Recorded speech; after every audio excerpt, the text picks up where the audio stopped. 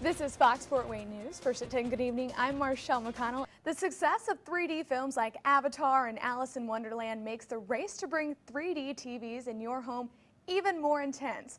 Nationwide satellite map is showing if you were to split the state of Texas in half, the eastern part all the way from the northern to the southern border saw rain today. The baby was found in this dumpster. A woman living in the apartment complex heard the child's cries. Airport officials say the scanner will go here, where the metal detector currently is. Jim, police say there was a disturbance in a home that led to the shooting. Two men ended up in the street where one shot the other. The next 4 days, lawmakers could change how Indiana regulates tobacco education. This bench behind me gives you a good idea of just how high the water is here in Bluffton. This is a severe weather alert from the Fox Fort Wayne Weather Center. I'm Marchelle McConnell from the Fox Fort Wayne Weather Center. We'd like to tell you about some new tornado warnings that have been issued. Scammers are taking advantage of tax season and stealing your identity, and some local businesses have been targeted. Visitors to the food bank come here to this desk and drop off their voucher. Then after shopping around, they take their cart over to the scale where they make sure they don't have too much or too little. You'll see on our satellite map that we do have a storm headed for us. We have an 80% chance of rain tonight and a thunderstorm. I've been watching this as it pushed into our area all day long. A Pennsylvania woman has been charged with recruiting jihad fighters online. Investigators say she's trying to help terrorists overseas. An absolutely outrageous story from Fort Wayne, Indiana. Residents have come up with all sorts of names for the soon-to-be home of the city and county offices. They've also posted around 66 suggestions on how to spend the $75 million. The number 2 vote getter as of right now is to build a curling center. The other question on Feedback Fort Wayne is what to rename Renaissance Square. The clear frontrunner with around 500 votes is the Harry Balls Government Center.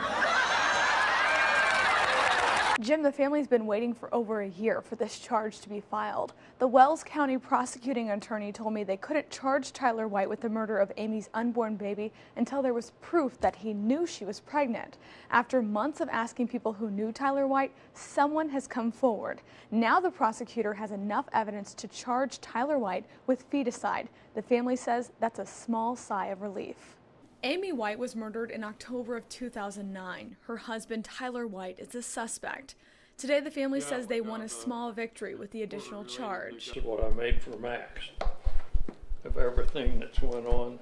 White is accused of shooting and killing Amy White. She was shot twice in the chest. Her autopsy shows she was pregnant. But Tyler White wasn't charged with feticide until today. The prosecutor says they first needed proof that Tyler knew she was pregnant. We felt, most of us have felt all along, that there's somebody there that knows that Tyler knew Amy was pregnant. The family hopes this will create a chain reaction of new information. We're also hoping that with this one person coming forward and telling us that, telling the prosecutor that it may bring, it may allow some more people to come forward. Amy and Tyler White's son Max was in the room when she was shot. He's now 2. Tyler's family has had custody of Max since the shooting. Amy's family doesn't think that's right. You can't have the child growing up in the murderer's family. Amy's family says losing her was hard enough, but not getting custody of Max is even harder. We're living in the greatest country in the world.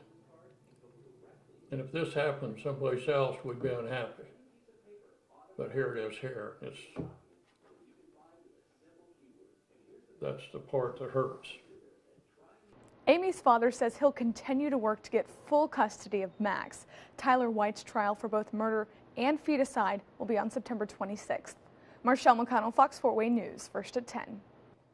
Jim, the doctor I spoke with says every day patients ask him if using birth control in the past is the reason they can't get pregnant now. He says contraceptives aren't usually to blame. Typically, there are other underlying issues causing the infertility. Ginger Somerset is a mother of 3 with 1 on the way, but her path to motherhood was a difficult one. Didn't have any problems getting pregnant with them, and then I got pregnant again, and I had a miscarriage, and I had some complications from a miscarriage. She tried to get pregnant again, but couldn't. Kind of as a wife, you feel like you cannot fulfill your duty to your husband, maybe, and it's just like somebody took a big piece of chunk out of your heart. It turns out she was already going through menopause at age 31. Using a donor program, she was able to get pregnant with her daughter, Jean Marie, and she has another baby on the way. Mommy's baby's in her tummy, isn't it? Ginger was on birth control for several years. She says she never feared birth control was the cause of her infertility, but thousands of women think the two might be linked.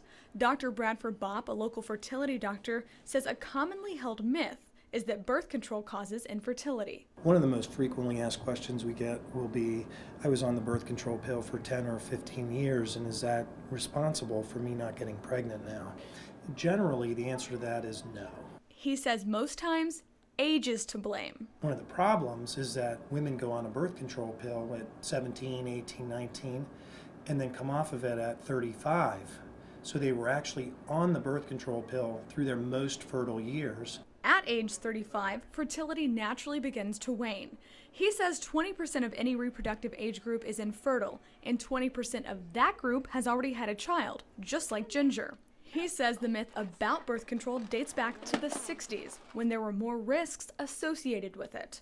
Out of the 60s, our parents and individuals that were exposed to the pill at that time will have more anxiety about a birth control pill than younger women using them today.